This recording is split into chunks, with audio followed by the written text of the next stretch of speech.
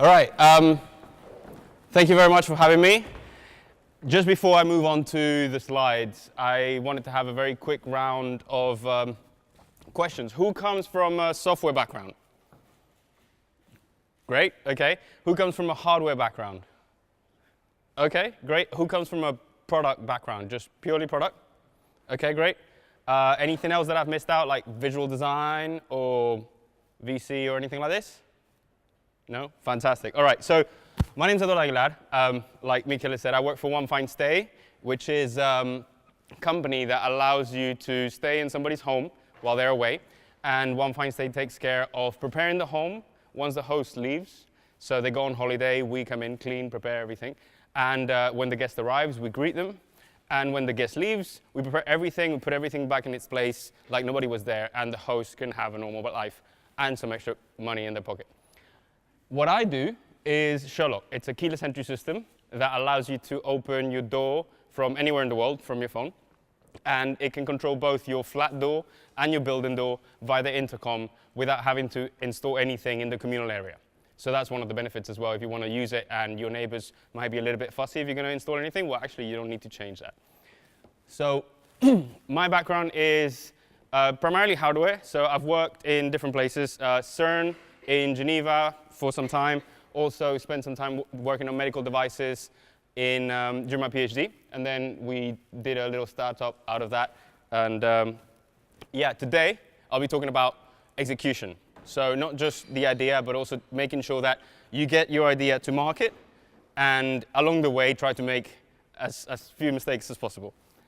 So there's three key points that I want to touch on. The main one is time to delivery. Second is the IoT product lifecycle. So if you're going to make a product, how long are you going to support it for, right? It's not a website. You can't just turn it off and tell users, sorry, we no longer do that, because if they have gone through the pain of installing it in their house, they probably have certain expectations. And discuss a few of the product opportunities that you can do by using hardware, as well as discussing the user experience a little bit further, and the things that you are in control of and the things that are out of your control once the product is shipped. So the key steps to delivery are basically just a sequence of tests. You do a hardware prototype, then you do your first round of PCB making, and then your first batch of production. And then these have significant lead time. So if you want to get some PCBs made, it might take weeks. If you want to get a very, very weird component that only car manufacturers use, and normally they gobble up all the supply, then you're going to have to wait even longer. So these sort of things are good to know from the beginning, and also when you decide what components to use. Then also minimizing risk is to try to blend both the current very popular agile approach, which is to, you do your sprints and you iterate and so on, but also have the traditional Gantt chart in mind, and if possible in a document, so that everybody knows how many weeks it's going to take to get actually something that works in your hands. OK, now in terms of long-term vision, when people buy a hardware product, they're probably going to be expecting for it to last several years. If you are talking about a smartphone, from 1 to 3 years, a laptop, 3 to 5 years, and a television, 5 to 10. So if we are putting things in people's homes, they're probably going to expect to be talking to the same person or the same company for a while. So these sort of things need to be thought out, and features need to be vetted quite well so that you don't end up having to support something that in the end becomes a nightmare and takes up all your time.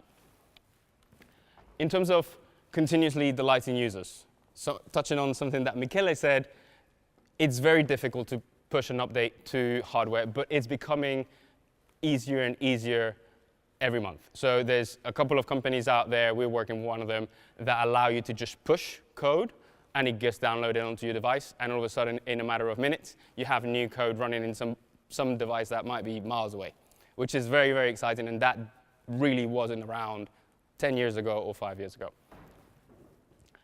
And yeah, for that, you need to be able to do remote updates. If you can't do that, you basically sell something, and that's all the experience and delight the user's going to have. It's going to take it out of the box, and it's not going to have any more aha moments after that, or any improvements for that matter, and security.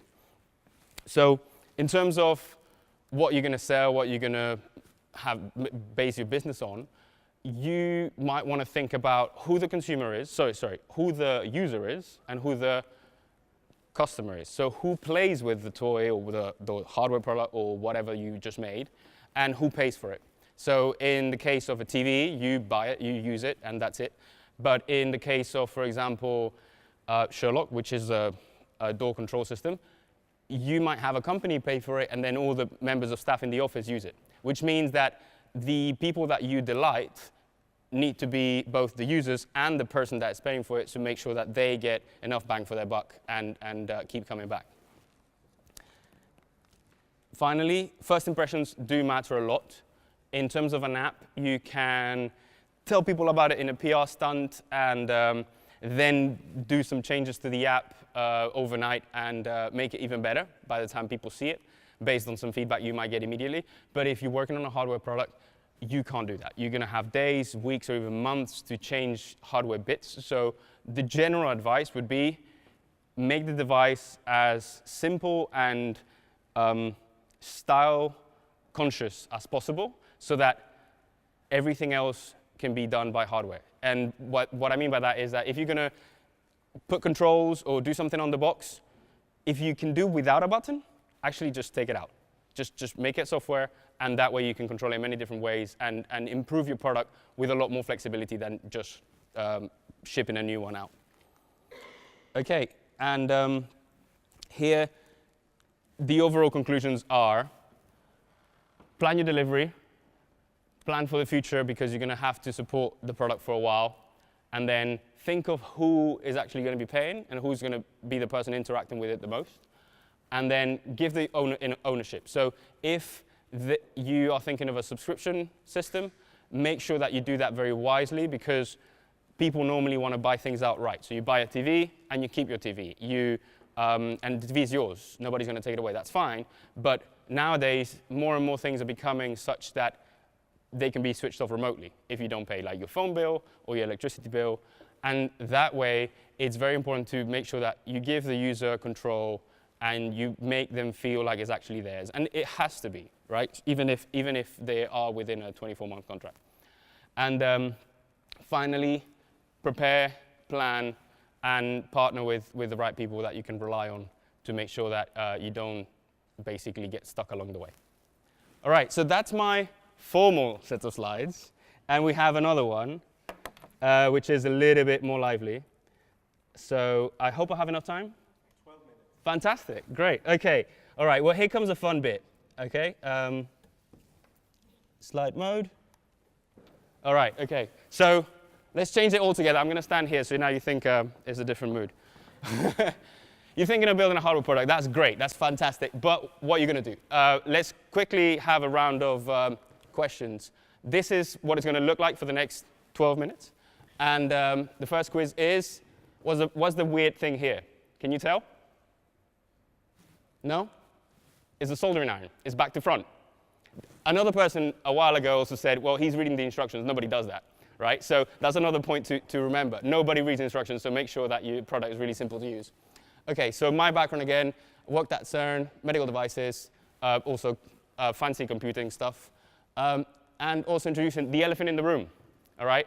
When you hear about hardware products in all these websites, everybody's watching, and it all sounds fantastic, like somebody had a garage, they had an idea, they went and did it, and then they got the money. But dreams don't work unless you do, all right? Hardware, a lot of people say it's hard. It actually can be pretty hard. And it can be very, very problematic if you spend a lot of money and all of a sudden run out, and then you've got nothing to show for it. So a minimal viable product. There's two ways around it. Obviously, one is right.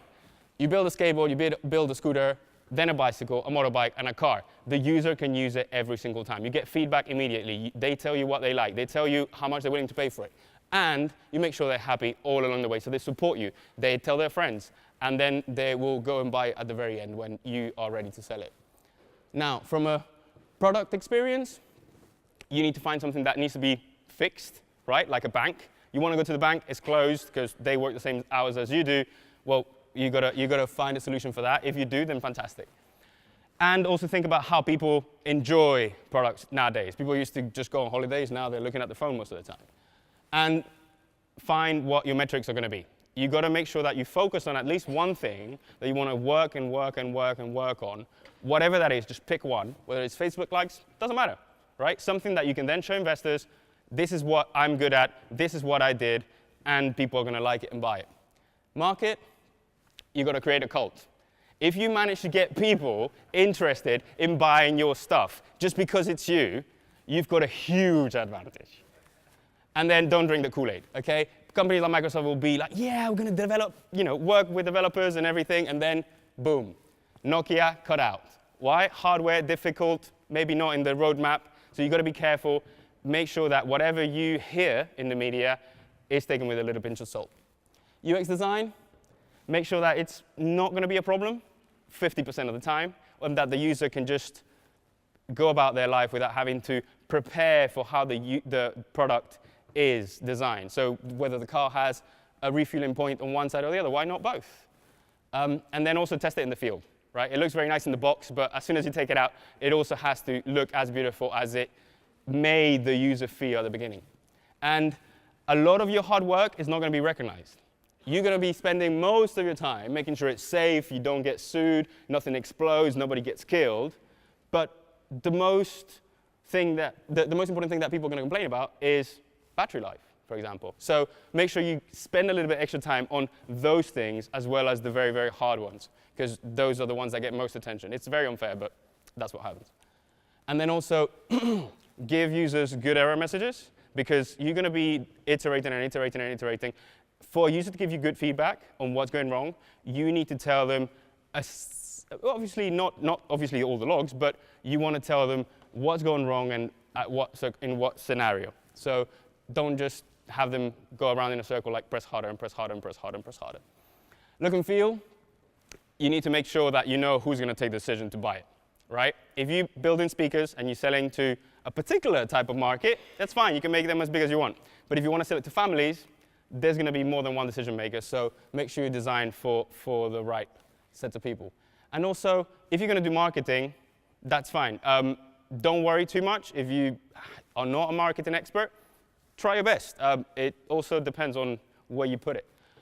And style, like I said before, if you want to go for a particular style, think about it twice. Don't do colors that cost money to ship and manufacture and everything. Just stick to one thing. Apple use white and then use aluminum.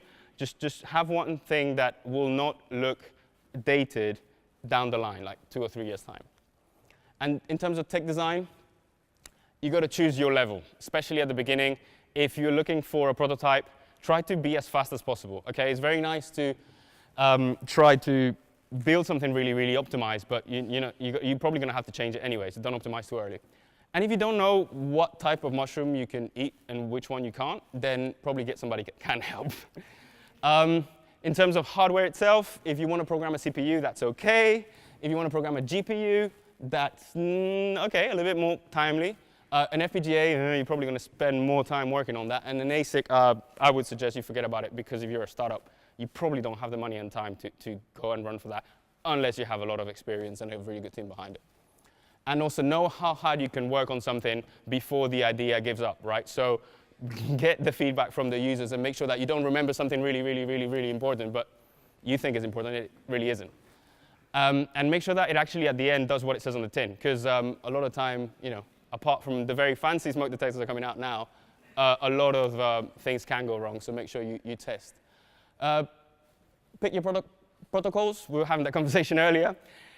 Mobile phones, GSM, 3G, 4G, depends. But if you go for things like GPRS, well, welcome to 1996. If you remember, the Spice Girls and the Fugees and Bill Clinton. So you probably don't want to work in that space. It's just too time-consuming. And most of the time, it doesn't work. Suppliers, sometimes you expect something and you get something else. And then also, if you see some of these, take them with a pinch of salt as well, especially transmitter, power consumption. If you're going to put something in a battery, test it first, because a lot of the power modes in CPUs are documented in a very optimistic way. And when you turn out to run your code, you realize that it actually only lasts about 1/5 of the time you expected, without doing some very fancy things. So demand evidence and think critically. Test your own battery lifetimes. QA, you got your fancy product, you're ready to go, and then this happens. The antenna problem, you then blame it on the users. You can't really do that all the time. And then it happens again, not a hardware problem, this was a software problem. Make sure you test and test and test.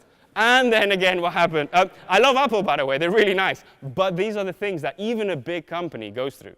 So if you're a startup, if you are going into hardware for the very first time, make sure you test these things because it's already hard as it is to do it for a big company. Imagine if you are a small team, right? So crash your product, test it, put it in very, very difficult situations, and make sure it works. And who made history? Well, IBM started selling their computers to big corporations, and that's what they looked like. These two guys got together in a garage and tried to change that business model, and they did. And then there was also software that goes on top. So there might be other business models that you can explore. So the successor to Bill Gates could quite possibly be Zuckerberg, but who's going to be the one for hardware? So if you're planning to do that, then I really recommend you keep your hopes up and carry on. It's very important. So parts of the solution, you're going to have software, in a sense, which is really good. A lot of this is controlled, right? You're in a specific environment. You got your own environment variables. You got your own rope. If you fall down, it's not the end of the world.